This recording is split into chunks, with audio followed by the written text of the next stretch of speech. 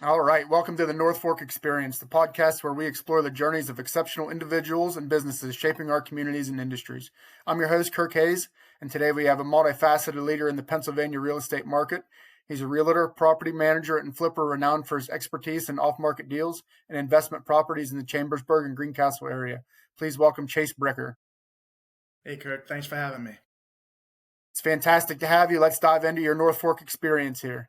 Chase, your core focus spans property management, flipping, and selling residential and commercial apartment buildings. That requires a diverse skill set. What is the biggest advantage you see in combining these three areas of expertise under one roof? Yeah, I think the biggest advantage is obviously they're all in real estate. So it kind of works out that when you have, a property owner who I manage a big commercial building, eventually they're going to want to get out, as everybody tends to want to eventually sell. Then I can help them on the sell side as well. And, if I have an owner who has a small apartment building or a single family or whatever, and they're struggling with bills or a nasty tenant of something, I could potentially help purchase the property and get them out and flip it and go from there. Yeah, it's nice when you have some experience through all three of those aspects. You can handle a bunch of different things for different clients depending on where they're at in their investment journey, or whether they're just looking to start out, or like you said, they're trying to get out. So you've got a little bit of experience with all those different assets. So that's nice to see for sure. Yeah, it definitely helps to combine as many as you can. That's for sure. Yeah, certainly, for sure. So you mentioned that a main factor setting you apart is your ability to sell deals off market, often because owners don't want the hassle of listing their buildings. How do you cultivate the relationships and trust with owners that allows you to consistently secure these exclusive off market opportunities? Yeah, the number one thing I would say is building trust. Obviously, that's the easy one. But you build trust by being trustworthy and always telling the truth. Which in property management, sometimes the company will make a mistake, whether that be myself or whether that be an admin or someone in maintenance. And to cultivate those relationships, you need to, and in this case myself, I need to take responsibility for those mistakes. I need to rectify them quickly. And then I need to proceed ahead. And that really is what makes owners really come back to me month after month and let me continue to manage their properties. And then, of course, whenever they're ready for a big exit, I'm first in line, first in their mind. Yeah, absolutely. Building that trust is so crucial in your business for sure. So when they know they can trust you, and like you said, you're not going to make excuses, you're going to, own the problems and get them taken care of. I'm sure that really goes a long way in building that trust with your clients, and helps you work with a variety of people too. And once that word gets out there and everyone knows that they can trust you too, that we talk to quite a few people in real estate, and the word of mouth is so important in this business. So when you establish that trust, that it really goes a long way in your community too, to help you out down the road there. Yep, that's for sure. I live in a small town, South Central PA. So yeah, everybody seems to know everybody. So it works out Yeah, really for well. And sure. yeah, you're good. Yep. So for a new investor or seasoned client looking to acquire an off-market apartment building, what is the single most important piece of due diligence you advise them to focus on? Ooh, good question. I would say, I hate to sound cliche, but it's just true. Location. You know, it, I always tell clients, don't worry so much about the spreadsheet. And I have to tell myself that too when I buy properties. A spreadsheet is a very easy, like for an analytical mind, it's very easy for us to see, okay, here's the, principal, interest, tax, and insurance, all these things. Okay, so here's what I'm going to make a month. All that goes out the window whenever you can't find good tenants because it's in a bad location. Your maintenance is so much higher because the building's in terrible shape. All these things that lead to, wow, that spreadsheet lied to me. Well, no, it didn't. You just put in the wrong numbers. So Yeah. that's always something to really think about. Not that I don't buy in poor locations. I just realize that what I'm doing and make sure I have enough cushion to make it still make sense for me and for my investors. Yeah, it's kind of dual faceted there a little bit. So you gotta pay attention to the spreadsheet, and it's telling you the right things a lot of times, and it's leading you to the right place. But you also got to use a little bit of your own analysis from your own experience to understand if those numbers are going to be accurate or not. In that location that that building may be specifically in. Yeah, yep, that's exactly right. All right. So on the flipping side of your business, you shared that you implement a significant process change. You now go to walk more properties, even when you don't initially think there's a deal to be had. What inspired this change, and what tangible results have you seen from increasing your property walkthrough volume? Yeah. Well, the thing that has shaped me into doing that is, well, I didn't have enough deals. Whenever you're paying several $1,000s a month for leads and I don't exercise on those leads because I'm busy with life or other things in real estate that we have, you're kind of not making the money that you're spending going as far as what it could. So a great example of this, I was on vacation actually, and I got a text about a property, a mobile home that's not on land that somebody wanted to sell. Well, I just don't do mobile homes, not on land. There's high risk. There's, in my mind, not as much reward. Well, with this new system, I decided, okay, I text her. I said, I'll walk it whenever I get back home. So a week or two later, I go and I walk the property, run the numbers on a spreadsheet. Because flipping's a lot more close related to the spreadsheet, I would say. But yeah, did all that and realized that if I moved the home to land, so I buy a lot and affix it to the land, then I could sell it for more. And with my rehab cost, I'd be able to make way more than if I just kept it on the land. And, of course, I always knew that, but actually digging into the numbers of doing each way was really good. I had two different spreadsheets. One I called the stay, and the other one I called move. And so it was cool to get to see, well, if I stay, it's only worth X, but it's so much cheaper. But if I move it, then it's worth a lot more, but it's also more expensive. And ultimately, I fell on the let's get it out of the mobile home park and move it to my own private land. Then I'm looking forward to doing all that and selling it. I have both the lot and the mobile home locked up, so now it's just getting the closing and kind of working on it. So I'm excited for that. Really cool. And what a great idea to get that deal done, to do it in a way that it's going to be a little bit more beneficial for you. So that's really cool to see that you're able to be flexible enough to have some ideas that may be a little bit different than some people would have, but it gets you to the right place there.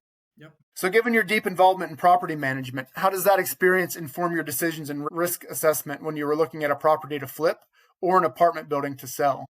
Yeah, this kind of goes back to your first question. It's so nice to have multiple different, skill sets under the same kind of roof, that roof being real estate in this circumstance. With property management, obviously sometimes you have to rehab units when they just haven't been rehabbed for 30, 40, 50 years. And then working on that and learning how much different things cost, learning how much this contractor charges and how good a work he does and yada, yada, yada, that helps on the flipping side as well.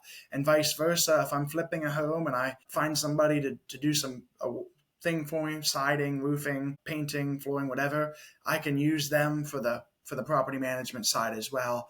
And it's really nice to be able to double dip in that way. It just helps save me some headache. Yeah, and a real important factor in that too, having a contractor that you can trust, and you've seen some of their work, and they do a good job. That they're going to do what they're saying they're doing, and they're doing things the right way into code and everything. I'm sure that's a really big deal for you. So once you get involved with someone, you really try to stick with them if they're doing a good job for you. Yeah, exactly. I've only had really one main contractor that I've used. It's because my dad, he had some rentals and flipped some properties over the years, and he always had this one guy. And now that I'm of age, now I started flipping and using him as well. So thankfully, I've never been burned by a contractor. Or some guys have these horror stories of them paying big deposits and them running out. And yeah, thankfully, I don't have that. I hope I never do. But yeah, it's worked out well. Yeah, definitely nice to have that experience from Dad too, that he can kind of point you in the right direction there. Yeah, don't blame me at all there for using that. Yep, absolutely. I just try and use my resources as best I can. My dad's also a real estate appraiser, so again, that gives me a vast, Oh, yeah. benefit on the marketplace that other people do not have. So if numbers are tight or whatever, I can talk to Dad about what I could do to potentially increase that ARV, that after repair value, and make it a little more profitable for me. Yeah, so critical to just use everything that you have at your disposal. I'm sure that's really helped you out there quite a few times. And if you got that, use it for sure. I don't blame you a bit. Yep, exactly. Same thing with private lending. I tell, people who are getting into the business, if you have a close family member who has some money, grandma, grandpa, something like that, they might be willing to invest with you, and that can be a really good relationship for you and for them. Yeah, absolutely. It's if it's available, it's something to consider and look into, certainly. So Yep, for for sure. sure. So you operate in the South Central Pennsylvania area. What is the most significant trend or change you've observed in that specific market over the last year, and how are you adapting your strategy to capitalize on it? Yeah, so two things. I'll give you one on the market side. Everyone knows the market's not as hot as it once was on the sales side, and that even reflects on the rental side as well. So, on the rental side specifically, people are not buying, or excuse me, people are not renting properties that aren't looking as nice as some of the comparables. I don't know if that's because there's more money floating around or whether that's because there just aren't as many people moving. I think it's a little bit of a combination of both, even though everybody always says how unaffordable things are. I think Mm-hmm. it's a little bit of both there. The other thing I would say on a more our market, at least, this might be true to the broad market, but I only do South Central Pennsylvania, so that's all I'm really concerned about, is the different colors of paint and flooring. We were in like a gray area where we'd have some shade of gray on the wall and some shade of gray on the floor. Well, now we're Mm-hmm. starting to see brown and brownstone. Those kind of colors come through. So that's kind of cool to kind of change some of my like contractors' guides of what products to use. Uh-huh. So that's been something I've wanted to stay on top of as well. For like fixtures, I always used to do silver. That was my go-to light fixture, hinges, doorknobs, all that kind of stuff was always silver. Well, now I'm starting to go Uh, to black because I'm starting to see, well, the black's just kind of in. So yeah, yep. yeah, it doesn't matter nearly as much on that small stuff on the rental side. As long as the place looks really clean and has new Yeah, flooring yep. and that kind of thing, you're fine. But on the flipping side, it does matter. Yeah, very interesting. Those little details can really mean something like that. Yep. That's cool that you keep up on that for sure. Yeah. So you deal with both residential and commercial apartment buildings. What is the key difference in the mindset and approach required when serving a client for commercial investment versus a residential sale?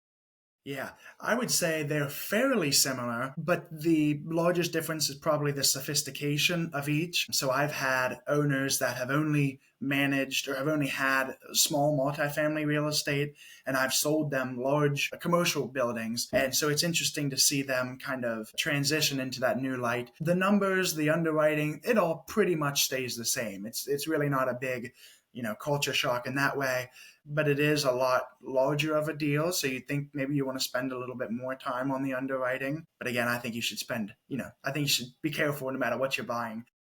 Uh huh. But yeah, probably the level of sophistication and just kind of working with, sometimes whenever I work with agents on the, or even straight to sellers of these commercial units, they're a little bit more, they know a lot more about real estate and, cap rate, DSCR loans, all those kind of terms that might confuse a residential buyer. It doesn't confuse a commercial seller. Yeah, they've been down that road before for the most part, huh? You Yeah. don't have to maybe explain quite as much as you might have to a first time home buyer, Yeah. obviously, that, is going to be, I'm sure, have a lot of questions for you. You're going to have to really walk them through a lot of things. So, Yep. Makes it so nice. And a lot of times the commercial guys, once they have several properties, even the residential guys too, they kind of have different guys for different things. They already have a loan officer they like to work with. They already have an insurance broker they use. Like all these things, I'm of course still available to help them if they do need them, but most of the time they don't, and they can pretty well, handle those things on their own. yeah, streamlines the process quite a bit, I'm sure. Yeah. Yeah, that's for sure. So you represent Antietam Realty. What is the core philosophy or value proposition of Antietam Realty that you carry into every client interaction, whether it's a seller, a buyer, or a property management client? Yeah. So for Antietam Realty, we mostly do property management. I've kind of helped the company get into a little bit more sales, and that's with our broker as well. The company was bought out maybe 2 years ago, and they've been kind of pushing us to do some more sales. But specifically on the property management side, I would say definitely being more of a concierge service to the tenants. It always felt like property management was all about the landlords for the last 30 years. And I speak like Mm-hmm. I have 30 years of experience. I don't. I'm Yeah. 21. But I do know that it was always kind of mom and pop landlords and just get them off the off the street, you don't really check their applications as much. And when they're in there, then maybe some landlords wouldn't treat the tenants as well as they treat their bottom line. Now I think that kind of is changing where, like, if I have a good tenant, I want to keep them. So I'll do things that I wouldn't, maybe the normal company or the normal landlord wouldn't do to keep the good tenants. So yeah, that's probably what differentiates ourselves from just the run-of-the-mill management company. Yeah, I mean, I'm sure it's so valuable for you guys. Once you get a really good tenant, it's someone that you want to keep as long as if they're paying rent on time, taking care of the place well. Exactly. It adds value to you to really take care of those people too, and again, we go back to the trust that you develop in the community. And, when you treat your tenants well, I'm sure that word gets around. So, Yeah. Good tenants want to get into your units. Yeah. It works both ways. Yeah, that's a great point. I get how many calls? Sometimes it seems like several calls a week where it's like, hey, you rented to this guy a month or two ago and they said how great it is. So I'd like to put in an application and try and get this place. I love those calls. Those are some of my favorite ones on both the prospective tenant side and also the prospective owner side.